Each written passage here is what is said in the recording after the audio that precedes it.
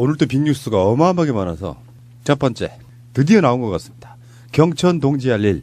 물론 여러 가지가 있다고 했어요. 그중에 하나를 또 정두원 씨가 이야기를 했는 부분인데 이거 같습니다. 김윤옥 여사에게 미국의 뉴욕의 사업가로부터 돈다발이 든 명품백을 받은 정황을 사정당국이 포착한 것으로 확인했다. 이런 보도가 나왔거든요.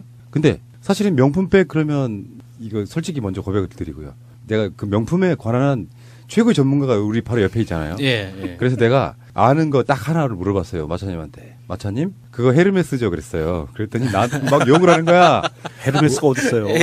아, 예, 그러니까. 나도 처음에 이제 스펠링방 보고 헤르메스죠? 그랬더니 막 웃으면서 그렇게 하면 무식하다는 소리 듣는다고. 뭐라고 해야 되죠? 네, 에르메스. 그냥 콩글리시로 하면 에르메스입니다. 에르메스. 히읗 발음이 안 난다면서요. 묵음이에요. H가 발음이 안 되니까 우리가 옴무도 홈무라고 안 하잖아요. 아, 옴무. 그게 프랑스예요? 네, 남자. 에르메스가? 네. 에르메스는 고유 브랜드죠. 아. 그 뭐 그리스 신화 중에 한 명 그거 아닌가? 예, 맞아요. 그러니까 나는 사실 프랑스어를 전혀 배운 적이 없어가지고 예. 알파벳 체계에서 H만 먹어. 헤르메스라고 했다가 근데 하지만 이것도 지식인 거예요. 그러니까 예. 방송 들으시는 분들이 앞으로는 헤르메스라고 하시면 안 돼요. 저는 그 설명 듣고 충격받았어요. 프랑스 사람들이 파리를 파히라고 한다고. 파히. 예. 정말 놀랐다. 우리만 파리라고 하는 거야. 아니 왜 올랑드 대통령도 우리가 한글로도 올랑드라고 표기하잖아요. 근데 예. 그 영어로 보면은 홀란드라고 써요. H가 앞에 있어요. 그렇군요. 어쨌건요. 헤르메스가 중요한 건 아니고 그게 예전에 한 10년 정도 전에 이명박 부인인 김윤옥 여사가 아니다. 김윤옥 씨가 그 가방을 들고 다녀서 그게 화제가 돼서 트위터에서도 뭐 2천만 원짜리 얼마짜리 이야기가 된 적이 있거든요. 마차님 맞죠? 대략 얼마 정도예요? 그게 그 하늘색 에르메스 가방이었는데 그게 이제 그 버전이 여러 가지가 있어요. 모델명이. 근데 김윤옥이 들고 나온 거는 켈리백이라는 거예요. 그레이스 켈리를 이렇게 해가지고 나온 건데. 우리 명품 방송 하나 만들까요? 그런데 김윤옥은 그 가방이 사위가 사준 거다라고 얘기를 했었거든요. 네. 이상주 그 사람. 네. 근데 그때 당시에 국정감사인가 이때 한 의원이 가지고 나와서 이 가방이 1,080만 원이다. 라고 두 가방을 비교를 해서 나온 게 있었는데 사실 그걸 만드신 분 저 만나고 보고 싶어요. 왜냐면 그게 색깔만 같았지 같은 에르메스 백이지만 모델이 다른 거거든요. 그러니까 1,080만 원이라고 비교를 했던 그 가방은 버킨 백이라는 거예요. 야, 이거 정말 전문가죠. 네. 최고. 뭔가 있어 보인다. 이거는 이제 제인 버킨을 이제 네. 그 오마주로 해서 만든 백인데 버킨 백이 더 비싸거든요, 사실. 가격만 보자면 물론 어떤 가죽을 선택하느냐에 따라서 가격은 다를 수가 있지만 그래서 저는 김윤옥이 가지고 나와서 밖으로 노출시킨 가방이 에르메스 중에서 켈리 백만 있을 거라고 생각을 했었는데 찾아보니까 김윤옥이 버킨도 가지고 있는 거예요. 아, 다른 버전도 네, 가지고 다른 있고. 버전. 네. 그 버전까지 다 가지고 있었던 거죠. 그리고 지금 그 해외 순방 갔을 때 뭐 뉴욕에서 니먼 마커스 쇼핑몰을 갔다 그리고 벨기에에서도 쇼핑몰을 갔다 이렇게 나오는데 니먼 마커스는 이제 에르메스나 구찌 이런 쪽이 지금 의심을 받고 있고 벨기에에서는 샤넬인데 샤넬이 오픈 매장 하자마자 가서 가방을 3개를 샀다고 해요. 근데 그게 이제 각각 거의 500만 원짜리 3개를 샀다고 하죠. 그러면 지금 김윤옥이 받았다고 하는 것들 중에서 저는 에르메스라고 추정을 해보는데 그 가방 안에 현금까지 넣어서 선물로 했다고 하잖아요. 그러니까 그 가방 가격이 2천만 만약에 원? 버킨 같은 거 받았으면 거의 3천만 원도 갈 수 있어요. 그러면 그 안에다 현금을 꽂고 에르메스나 샤넬 같은 경우에는 박스로 완벽하게 포장을 해주거든요. 그럼 그렇게 해서 들어갔다. 야, 그런 거 공부하려면 어떤 학원 다녀야 돼요? 신기하다. 제가 과외해드릴게요. 그러니까 나처럼 무식한 사람 되는 거예요. 헤르메스가 뭐야. 어쨌건 결론적으로 말하면은 여기서는 명품 가방이 검은 비닐이 봉다리랑 똑같은 역할을 네, 했다. 그렇죠. 그러니까 3천만 원짜리라고 해도 그건 별 의미가 없는 것이고. 나중에 문제가 될 것 같으니까 돈만 받고 가방은 다시 돌려줬다. 그랬을 수도 있고. 네. 문제는 국정원 특활비 부분도 또 명품 이야기가 또 나오지 않습니까? 네. 어떤 여러 가지 정황상 정두원의 경청 동지할 일이라는 것이 이것일 가능성이 없다라는 보도가 나온 거예요. 그 김윤옥 자체가 명품을 좋아하는 그 브랜드들을 보면은 굉장히 과시성인 거를 되게 좋아하는 거예요. 우리나라에서 찍힌 사진은 대부분이 다 국내 브랜드의 시계를 차고 있거든요. 그리고 로만손? 네, 로만손. 그때 한참 문제가 되긴 했었는데 이게 왜 그러냐면 김윤옥이 로만손을 차고 나왔는데 당시 야당 쪽에서 이게 명품이라고 이제 그거는 공격을 얼마짜리 했었던 거죠. 로만손 그 시계는 어느 정도 나가는 거예요? 그냥 국내 그냥 아주 저가 중저가라고 해야 되나? 명품은 아니에요. 몇십만 원? 네. 이거는 뭐 가족이 선물해준 거다. 네. 뭐 이렇게 했었는데 그러면서 너무 대놓고 나오는 거예요. 근데 이거는 싼 거니까. 근데 해외 순방하는 사진을 보면요, 전부 다 까르띠에나 무슨 에르메스.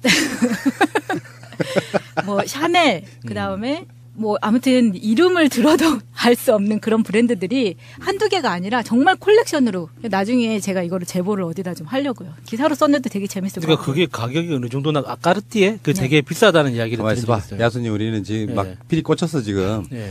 그거 있으면 장가 갈 것 같죠? 아니요, 여자친구한테 선물하면은. 저는 그 까르띠에 시계를 차고 있는 친구를 본 적이 있는데 그때 친구 말로 1,500만 원 정도 나간다고 하더라고요, 시계가. 그래서 저는 미쳤다고 생각했거든요. 아, 깍띠에 같은 경우에는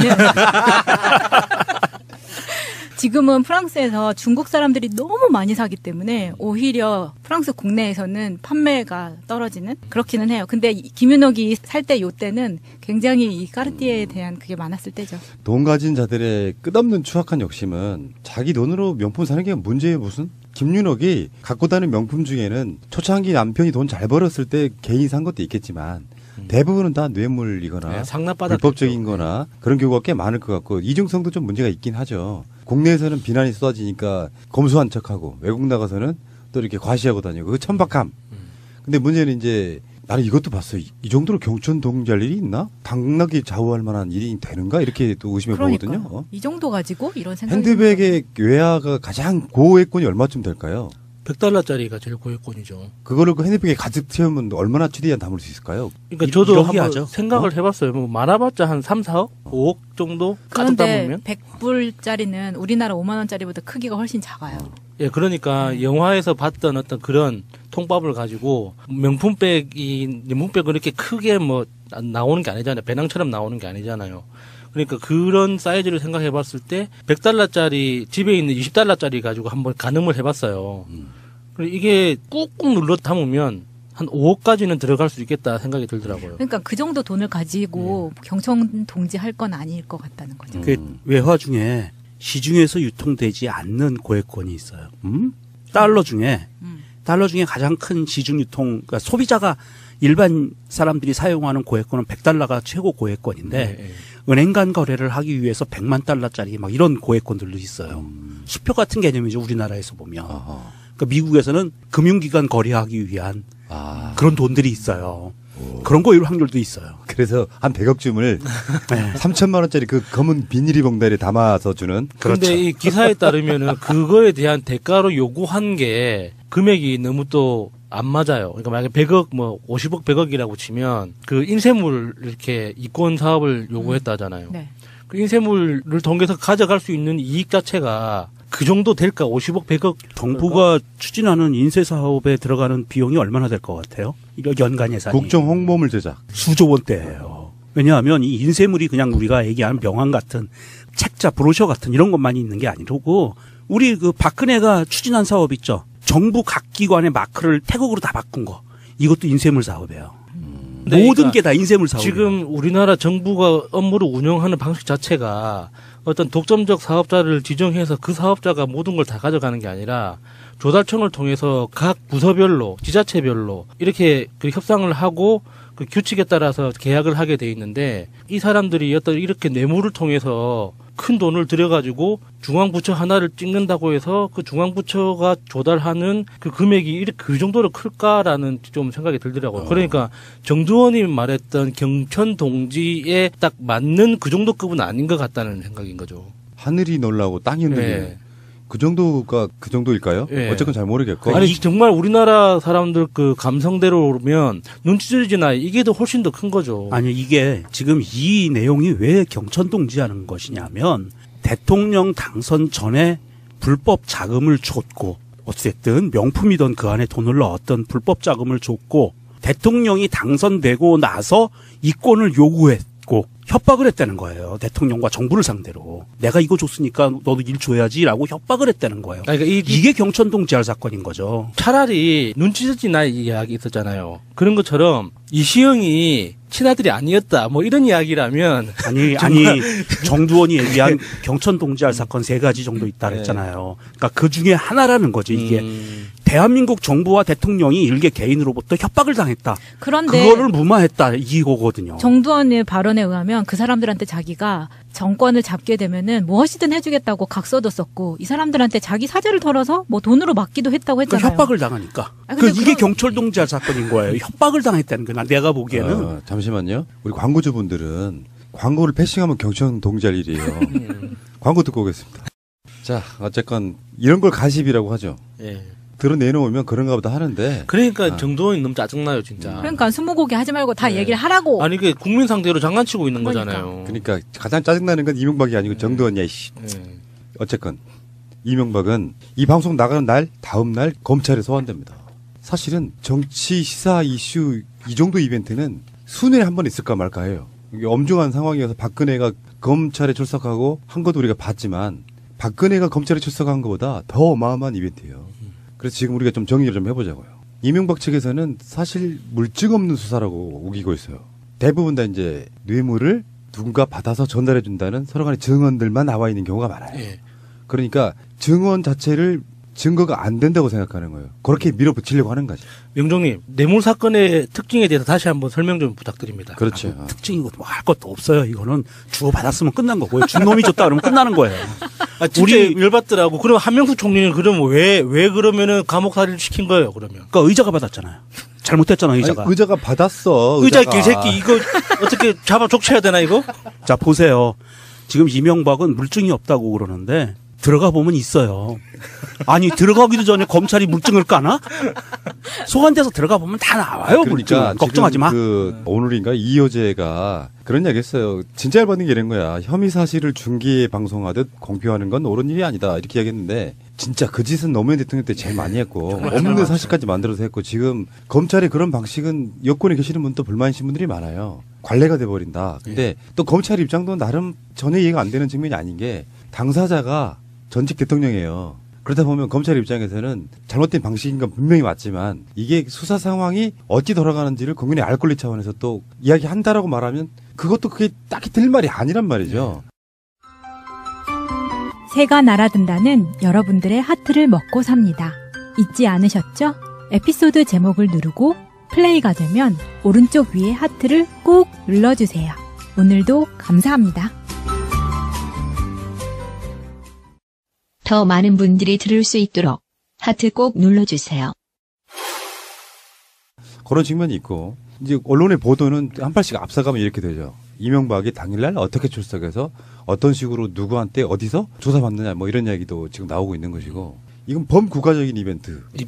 이벤트란 좋고 나쁘고 의미가 아니니까 큰 사건을 이벤트라고 하니까 그런 차원으로 바라보는 게 맞을 것 같고요. 어쨌건 지금 현재 검찰 입장에서도 긴장하고 있을 거고 이명박은 당연히 말할 것도 없죠. 무슨 사건이 났을 때 주요 피의자의 입장에선 최대한 여론 싸움에서 지고 가면 안 된다는 생각을 하는 거예요. 근데 사실은 지금은 게임 자체가 안 됩니다. 구속 수사해야 된다는 여론이 문재인 대통령 지지율보다 높아요. 이 관점으로 바라봤을 때 이 여론 싸움에서는 이명박 자체는 검찰과 이명박 50대 50 이런 관점으로 볼 수는 없고 완전히 몰린 이명박 측에서 그냥 용어를 한번 써보는 거예요. 그렇다고 해서 이명박 씨 자체가 죄인이 아니라는 증거를 제시할 수 있는 입장도 아니야. 그리고 아까 그 명정님하고 말씀 이야기했듯이 뇌물이라는 게 계좌번호로 남고 이런 것도 아니기 때문에 정황적으로 봤을 때 이건 뇌물일 가능성이 높다. 사실은 그게 뇌물죄의 대부분의 열개거든요. 이런 관점으로 보는 게 맞을 것 같고요. 법원에서도 그렇게 판단을 해요. 돈 준 사람이 줬다고 하면 뇌물죄 성립됩니다. 준 사람이 줬다고 하는 것을 죄를 면죄부를 주진 않아요. 그걸 악용할 수가 있기 때문에 줬다고 하는 사람은 내가 처벌받을 각오를 하고 까는 거거든요. 맞아요. 아까 말한 그 김효재 같은 그런 인물들이 그런 식의 쉴드는 치고 있으나 어렵다 이렇게 말씀드리고 싶고요. 여기 등장하는 이름만 불러볼게요. 총체적으로 국정원 관련한 댓글 이런 건 다 빼고 이야기하는 거예요. 이번 이명박 출석은 뇌물, 특활비, 다스 이 세 가지에 한정돼 있거든요. 이름만 이야기해 주세요. 몇 사람이나 되는지. 먼저 불법 자금 뇌물수수 의혹입니다. 이팔성, 이상주, 박영준, 천신일, 최시중, 이상득. 국정원 특활비 수수 의혹 부분입니다. 이상득, 원세훈, 김진모, 김희중, 김백준, 이학수. 다스 실소유주와 차명재산 의혹 관련입니다. 이시형, 김성우, 신학수, 이동형. 요거는 MB 게이트라고 부르는 게 맞아요. 이 규모나 뭐든지 봐. MB 게이트. 규모를 보면 사실 대한민국 역사 이래 좀 추정이 불가능한 그렇죠. 이게 어느 정도라고 이제 시작하는 거지 지금까지 그 의혹을 받고 있는 뭐 뇌물죄 하나로만이라도 이제 기소가 시작돼서 수감 생활이 시작되면 그동안에 뭐 자원외교 4대강 뭐 여러 가지 뭐 그 국방 비리 문제까지 이게 전방위적으로 수사가 확대되면 솔직히 이거를 뭐라고 이름 붙여야 될지 좀 막연하긴 해요. MB 게이트라는 그 말이 상징성을 얼마만큼 담보할 수 있을지 우리 학자분들, 역사학자분들이 좀 연구가 필요할 것 같습니다. 어떤 이름이 가장 그 적절할지. 그때 그 대선이 뭐냐면 이명박이 당선될 것으로 사실상 99.9% 예측되던 예, 선거였고 이제 지금 막 크게 드러나지도 않았어요. 당선 축하금 부분. 그것도 뇌물이거든요. 그래서 거기 이제 최근에 그 박영준 전 지식경제부 차관 네, 왕차관이라고 예. 유명했죠. 이 사람도 지금 검찰에 가서 뭐 조사받았고요. 등등이 있는데 방송 나가고 수요일 날 이명박이 어떤 모습으로 입술에 침을 엄청 바르면서 막 콜록콜록 몇 번 할 것인지 이명박이 출두하는 순간 거기에 쏟아지는 뉴스는 며칠간은 우리나라를 덮을 것 같고요. 몇 시간 조사받을지 뭐 그런 거 있잖아요. 이번에 이지은 씨도 23시간 조사받았다 그랬죠. 김지은인가요? 저는 아이유 말한 건데요. 23시간 30분인가 조사받았다고 하더라고요. 이명박은 몇 시간 받을 것이냐? 바로 구속영장을 칠 것이냐? 아니면 더 보강한 뒤에 며칠 있다가 칠 것이냐? 이게 마지막 외출이 되겠죠. 검찰 입장에서는 재소환은 없다고 했어요. 한 번의 소환으로 끝낸다고 했어요. 그렇기 때문에 검찰이 이명박을 소환하는 14일 지나고 15일 새벽이 되면 구속영장 청구를 하리라고 봅니다. 야, 또 야근해야 되겠네. 아우 정말 구속영장 신청하면은 정말 3월 14일만큼 달달할 것 같네요. 그러니까요. 3월 15일이네 이제. 음. 구속영장을 치고 이명박이 그 대기하잖아요. 네. 구속영장 치면 이제 대기하잖아. 네. 생중계로만 봤으면 좋겠는데 안 해주잖아. 씨. 그 착하게 살자라는 예능 프로에서 그 입소 과정 자세하게 나오잖아요. 구속되면 그걸 상상해도 재밌을 것 같은데. 근데 이명박은 어떻게 해요? 박근혜는 지지자들은 사람들이 뭐 이렇게 엄청 보내고 편지 보내고 면회도 막 신청하고 그런데요. 예. 이명박은 어쩌냐고. 그런 사람이 없잖아. 왜 이제 철학을 시작하면 되죠. 고독하게 원래 인생은 고독한 것이다. 아, 그렇지. 그걸 깨달아가면서. 자, 78세에 시작된 이명박의 예, 철학. 예. 그리고 10년 후에 책이 하나 나옵니다. 세상 다 부질없다. 돈 모아봐야 부질없다. 내가 돈 모아봐서 아는데.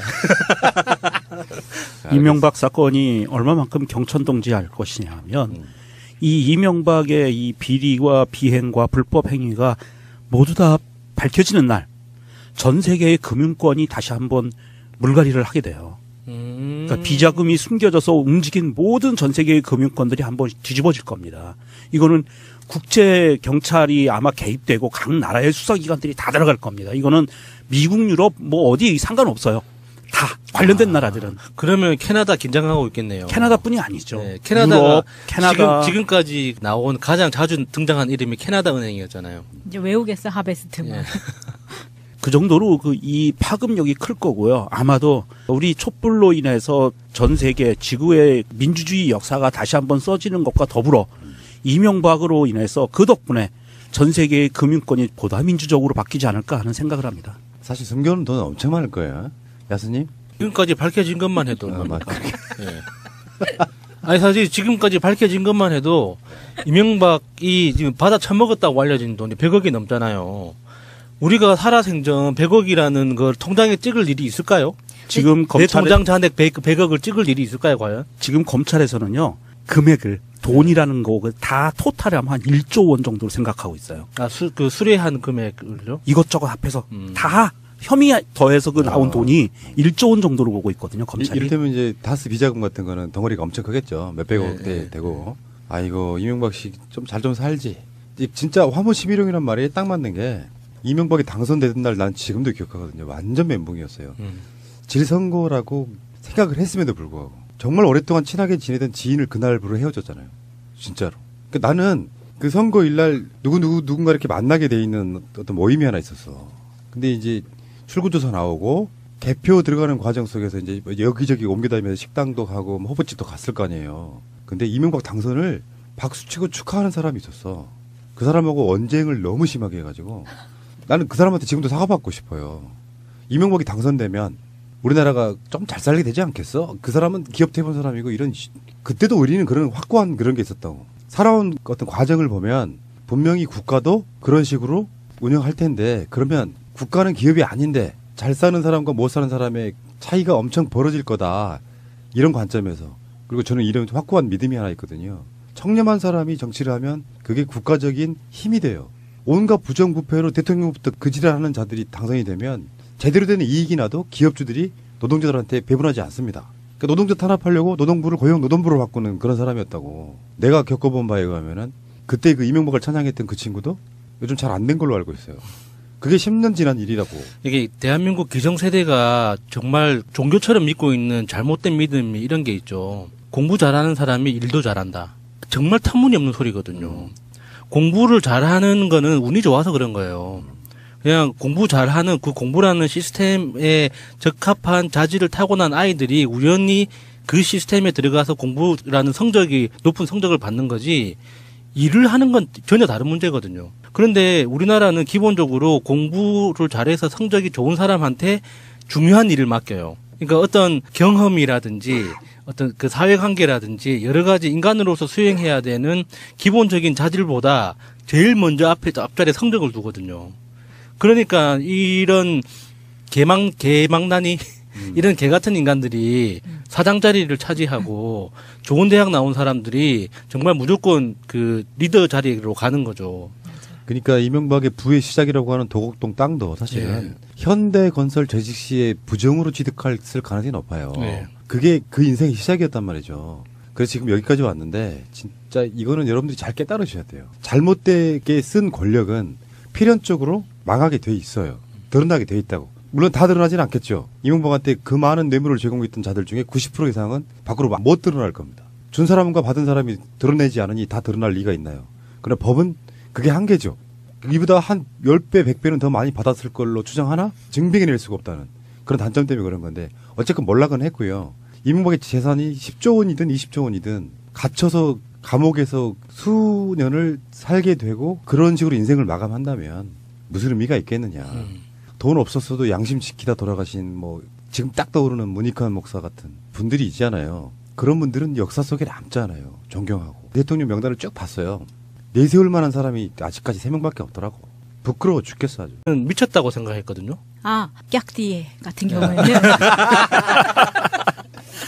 지금은 프랑스에서 중국 사람들이 너무 많이 사기 때문에 오히려 프랑스 국내에서는 판매가 떨어지는 그렇기는 해요. 근데 김윤옥이 살 때 요때는 굉장히 이 까르띠에에 대한 그게 많았을 때죠. 돈 가진 자들의 끝없는 추악한 욕심은 자기 돈으로 명품 사는 게 문제예요 무슨? 김윤옥이 갖고 다니는 명품 중에는 초창기 남편이 돈 잘 벌었을 때 개인 산 것도 있겠지만 대부분은 다 뇌물이거나 불법적인 거나 그런 경우가 꽤 많을 것 같고 이중성도 좀 문제가 있긴 하죠. 국내에서는 비난이 쏟아지니까 검소한 척하고 외국 나가서는 또 이렇게 과시하고 다니고 그 천박함. 근데 문제는 이제 나는 이것도 봤어요. 이 정도로 경천 동지할 일이 있나? 당나귀 좌우할 만한 일이 되는가? 이렇게 또 의심해 보거든요. 이 정도 가지고 이런 생각이 핸드백의 외화가 가장 고액권이 얼마쯤 될까요? $100짜리가 제일 고액권이죠. 그거를 그 핸드백에 가득 채우면 얼마나 최대한 담을 수 있을까요? 그러니까 저도 한번 생각을 해봤어요. 뭐 많아봤자 한 3, 4억? 5억 정도? 가득 담으면? 그런데 100불짜리는 우리나라 5만 원짜리보다 크기가 훨씬 작아요. 예, 그러니까 영화에서 봤던 어떤 그런 통밥을 가지고 명품백은 이렇게 크게 뭐 나오는 게 아니잖아요. 배낭처럼 나오는 게 아니잖아요. 그러니까 그런 사이즈를 생각해 봤을 때 $100짜리 집에 있는 $20짜리 가지고 한번 가늠을 해봤어요. 저는 김윤옥이 가지고 나와서 밖으로 노출시킨 가방이 에르메스 중에서 켈리 백만 있을 거라고 생각을 했었는데 찾아보니까 김윤옥이 버킨도 가지고 있는 거예요. 다른 버전도 네, 가지고 다른 있고. 버전 네. 그 버전까지 다 가지고 있었던 거죠. 그리고 지금 그 해외 순방 갔을 때 뭐 뉴욕에서 니먼 마커스 쇼핑몰을 갔다 그리고 벨기에에서도 쇼핑몰을 갔다 이렇게 나오는데 니먼 마커스는 이제 에르메스나 구찌 이런 쪽이 지금 의심을 받고 있고 벨기에에서는 샤넬인데 샤넬이 오픈 매장 하자마자 가서 가방을 3개를 샀다고 해요. 근데 그게 이제 각각 거의 500만 원짜리 3개를 샀다고 하죠. 그러면 지금 김윤옥이 받았다고 하는 것들 중에서 저는 에르메스라고 추정을 해보는데 그 가방 안에 현금까지 넣어서 선물로 했다고 하잖아요. 그러니까 그 가방 가격이 2천만 만약에 원? 버킨 같은 거 받았으면 거의 3천만 원도 갈 수 있어요. 그럼 그 안에다 현금을 꽂고 에르메스나 샤넬 같은 경우에는 박스로 완벽하게 포장을 해주거든요. 그럼 그렇게 해서 들어갔다. 야, 그런 거 네. 공부하려면 어떤 학원 다녀야 돼요? 신기하다. 제가 과외해 드릴게요. 그러니까 나처럼 무식한 사람 되는 거예요. 헤르메스가 뭐야. 씨. 어쨌건 결론적으로 말하면은 여기서는 명품 가방이 검은 비닐이 봉다리랑 똑같은 역할을 네, 했다. 그렇죠. 그러니까 3천만 원짜리라고 해도 그건 별 의미가 없는 것이고. 나중에 문제가 될 것 같으니까 돈만 받고 가방은 다시 돌려줬다. 그랬을 그러잖아요. 수도 있고. 네. 문제는 국정원 특검. 자, 오늘 또 빅뉴스가 어마어마하게 많아서 첫 번째 드디어 나온 것 같습니다. 경천 동지할 일.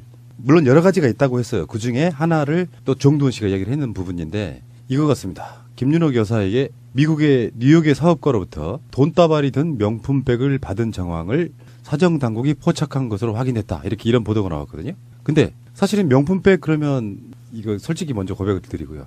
내가 그 명품에 관한 최고의 전문가가 우리 바로 옆에 있잖아요. 예, 예. 그래서 내가 아는 거 딱 하나를 물어봤어요. 마차님한테. 마차님, 그거 헤르메스죠? 그랬어요. 그랬더니 나한테 막 욕을 하는 거야. 헤르메스가 어딨어요? 아, 예, 그러니까. 나도 처음에 이제 스펠링방 보고 헤르메스죠? 그랬더니 막 웃으면서 그렇게 하면 무식하다는 소리 듣는다고. 뭐라고 해야 되죠? 네, 에르메스. 그냥 콩글리시로 하면 에르메스입니다. 그러니까 에르메스. 히읗 발음이 안 난다면서요. 묵음이에요. 묵음. H가 발음이 안 되니까 우리가 옴무도 홈무라고 안 하잖아요. 아, 옴무. 그게 프랑스예요? 네, 남자. 에르메스가? 뜻이죠. 네. 에르메스는 고유 브랜드죠. 아. 그 뭐 그리스 신화 중에 한 명 그거 아닌가? 예, 맞아요. 그러니까 나는 사실 프랑스어를 전혀 배운 적이 없어가지고 예.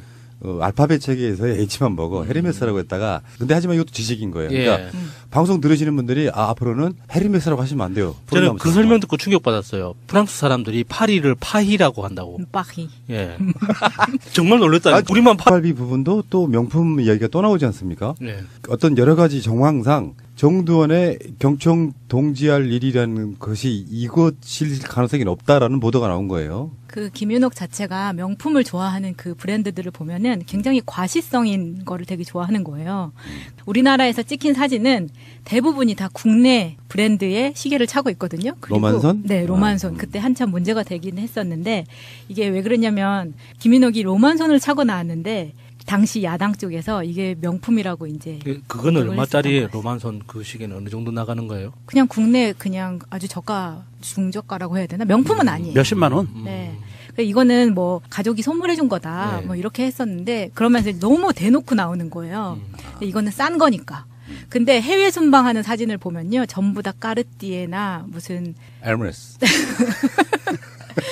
뭐 샤넬 그다음에 뭐 아무튼 이름을 들어도 알 수 없는 그런 브랜드들이 한두 개가 아니라 정말 콜렉션으로 나중에 제가 이거를 제보를 어디다 좀 하려고요. 기사로 썼는데 되게 재밌을 것 그러니까 같아요. 그게 가격이 어느 정도나 까르띠에 그 네. 되게 비싸다는 이야기를 가만히 들은 있어봐. 적이 있어요. 야수님 우리는 지금 예. 막 필이 꽂혔어 지금. 예. 그거 있으면 장가 갈 것 같죠? 아니요, 여자친구한테 선물하면은. 저는 그 까르띠에 시계를 차고 있는 친구를 본 적이 있는데 그때 친구 말로 1,500만 원 정도 나간다고 하더라고요, 시계가. 그래서 저는 팔이라고 하는 아니 거예요. 왜 올랑드 대통령도 우리가 한글로도 올랑드라고 표기하잖아요. 근데 네. 그 영어로 보면은 홀란드라고 써요. 음, H가 앞에 있어요. 그렇군요. 어쨌건요. 에르메스가 중요한 건 아니고.